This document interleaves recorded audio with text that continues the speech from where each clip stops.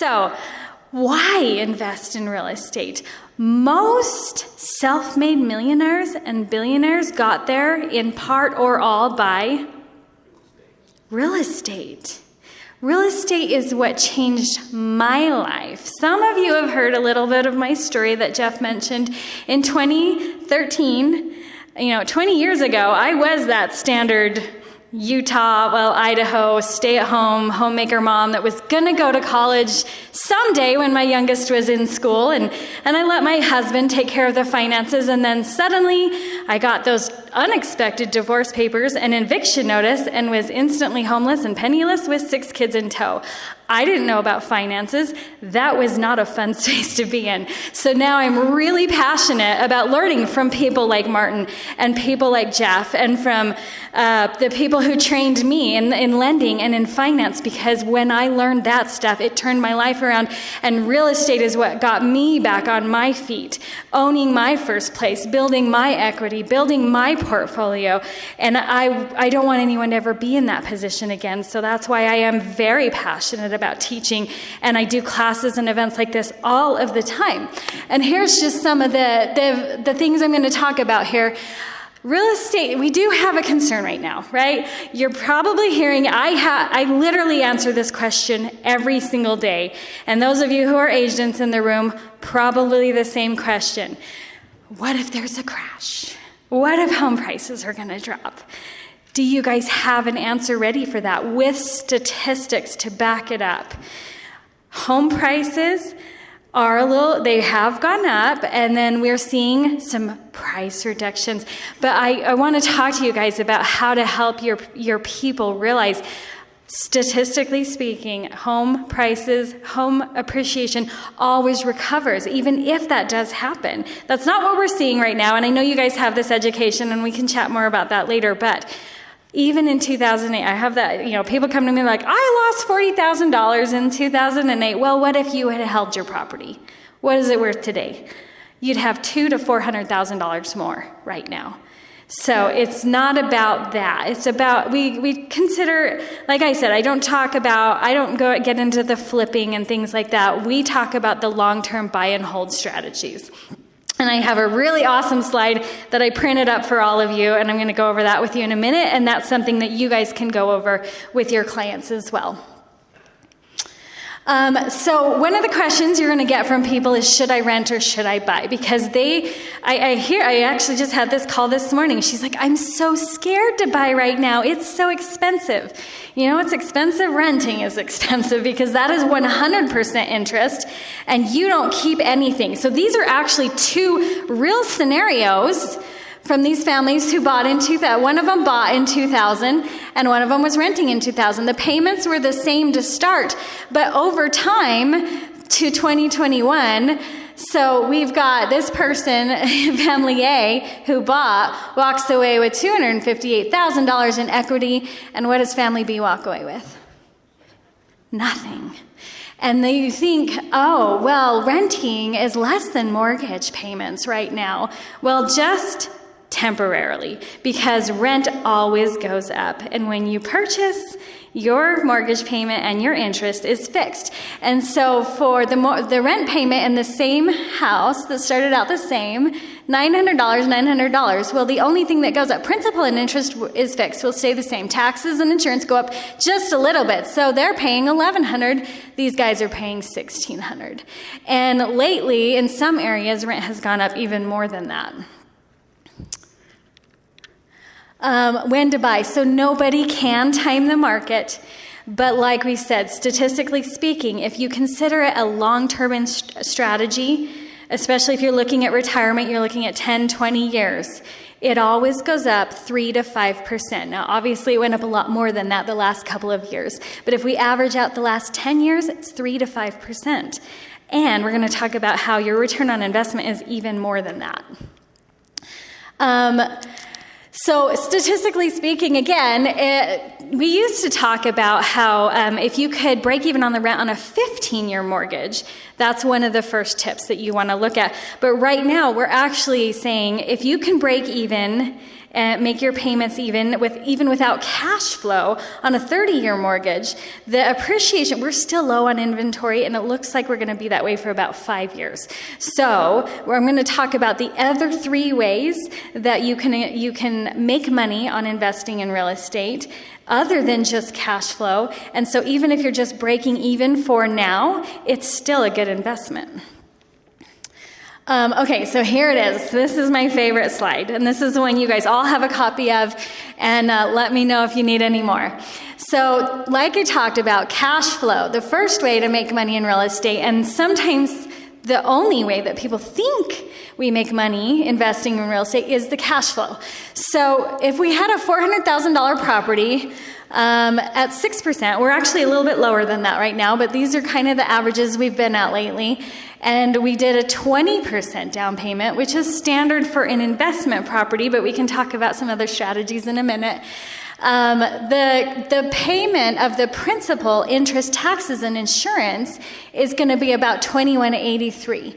And what we run on that, when we're funding an investment property, we do a rental analysis with the appraisal. They'll give us that, so we know what it's going to rent for. So on this one, if it rents for $2,400, your monthly cash flow is $216. So if you times that by 12, you're getting about $2,500 a year. If you divide that by your investment, which was the $80,000, you're looking at a 3% ROI right there, just on the cash flow alone. But say you're not cash flowing. Let's look at the other 3 ways we can make money on real estate. So appreciation. I just mentioned that. We've gone up 20 to 30% in some areas in the last 2 years, which is not what we are calculating, because that is abnormal, and it's probably not going to continue at that rate for too much longer. But the average over the last 10 years has been 3.5%. So if you buy a home at $400,000 and it's appreciating at that, you're getting about $14,000 a year. If you divide that by your $80,000 investment, that's 17% return on your investment. And this is the beautiful thing about investing in real estate. If you're buying other investments, and there's some good ones. You're not going to want to do stocks on your own. You're going to want to talk to someone like Martin. But it is going to be dollar for dollar, and you're only going to appreciate on the $80,000. If you buy real estate, you put down $80,000, but then you get the appreciation on the entire $400,000. That's all yours. And then we have depreciation. A lot of people don't even know what that means. Is there anyone here that doesn't know what that means? It's okay if you don't. This is about with the tax write-off. So what you get to do for 27.5 years, you get to depreciate a portion of the property, and it's based on your tax bracket. So I'm going to flip ahead to the tax slide really quick. If you know your tax bracket, most of you probably do, but if you don't, you can look this up, or I can send this to you. But what I picked here for the math that I'm doing is the 22%, because this is the average. For single people, that's $41,000 to $89,000, or for married, it's $83,000 to $178,000. So that is our average standard income around here. Back to the other one. Okay, so we take that and we times that. So there we go. The 14,000. So the 400,000, the purchase price, divided by the 27.5 years is 14,000. So that means each of those years, you times that by your tax bracket. This is the number that you will get. And you can put in your own numbers into any of these. So then you take the 3,200 divided by your investment, and that adds another 4% return on your investment. Then the last way is another one that people forget about that increases over time is the principal reduction or principal pay down. So on month 1, anyone know how amortization works? There's a lot of interest up front, and then principal is paid down later. So, and then I should have brought the chart that shows when that cross point is. But when you have an investment property, your renters are paying your mortgage for you. So the principal and interest is going down. This is the low end of the $400,000. Every single month, this number is actually going to get higher. The principal amount that they're paying will be higher every month. But just to keep the math simple, we started with the low end, which was $318.56. So we multiply that by 12, even that's not considering the principal that they're paying down is going up every month. But that number is $3,800. Divide that by your $80,000 investment, and that return on your investment is 4.7 for a total of 28.7% return on your investment.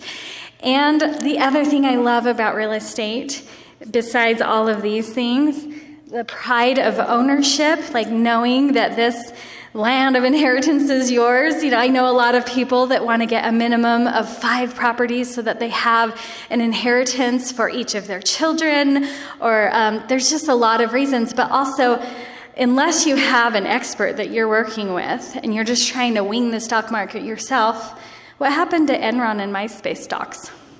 Anybody know what happened to those? Gone overnight, right?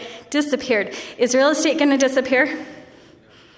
It will always be there. Sometimes there's some catastrophic events that you get to plan for, and we'll talk about reserves and the things that you need to plan for, having a good property management and things like that to help vet out your tenants, make sure the rent's going to get paid.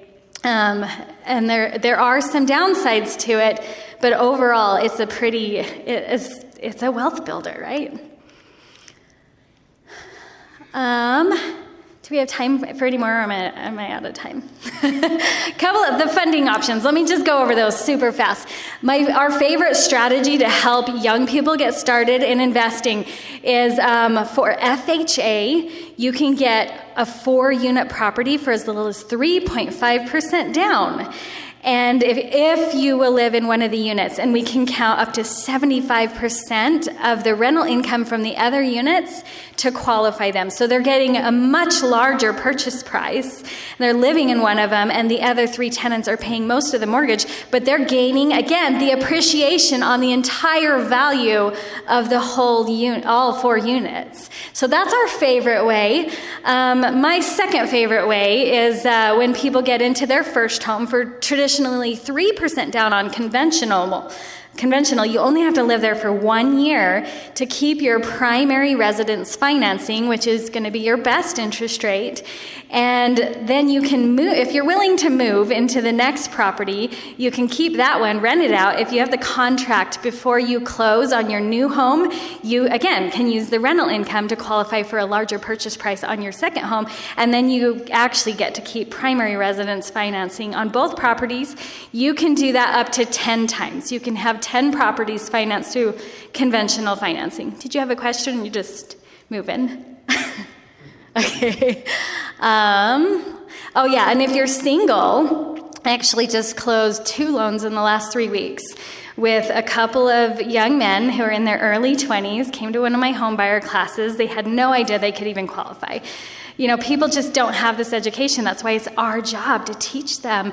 They have these old thoughts in their heads that you have to have 20% down, or you have to have your 2-year job history, and they're like, I'm only 20, I just finished school. We can use college transcripts as your job history.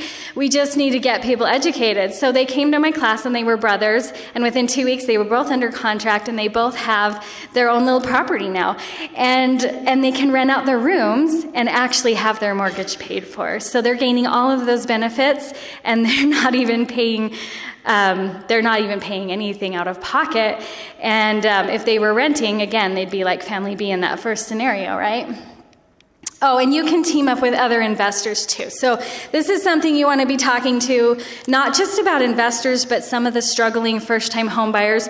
We can have up to 4 individuals or 8 people, if they're 4 married couples, on one loan. So that many people can buy a property together, whether you're going to live there or not. If someone's going to live there, you can do the 3% down if someone's a first-time home buyer, or the 5% if they're not. Or you can all chip in together, pull up your down payment funds, get the 15, we have a minimum of 15%, but 20 has a better interest rate. Get the property, grow the appreciation, then split the equity in a couple of years, and then start to grow your portfolio from there. We'll skip that. Okay, also we do want to talk about making sure you know what you're doing. You get some advice from some people when you start to invest. You want to know anything along the Wasatch Front is going to rent out. There's wait lists right now for rental properties there. But you want to be careful. Sometimes people are like, oh, it's cheaper to get a property out here in the middle of nowhere. Well, yeah, but there's probably not as many renters either. Or if you're looking at like mining towns or oil towns like Vernal, what if that industry crashed? Then all of a sudden there's not renters available. So looking for towns that aren't based on one main source of income or one main industry, looking for places that are in nice neighborhoods. You don't want old rundown neighborhoods. You want to be we do recommend a property manager. You guys, do you use one? I'm sure you do. You do your own? Okay, well, you're very seasoned. We do recommend people get a property manager, especially in the beginning, because they're going to make sure that you have good tenants in there, because then you don't want your house to be the reason that neighborhood is not safe anymore. And they know how to run their credit and the background checks and make sure that you have good renters in there. And the other thing is we do also recommend nothing older than 20 years, especially if you're new. If you're seasoned, you might learn some different things. But when you're new, the roof and the plumbing and things like that, if you don't want to have to be dealing with that, we do recommend your first properties to be 20 years or younger. And I think, yeah, that's about it. Okay, so I'm going to have Martin come and finish up for us, and then we're going to do our prices.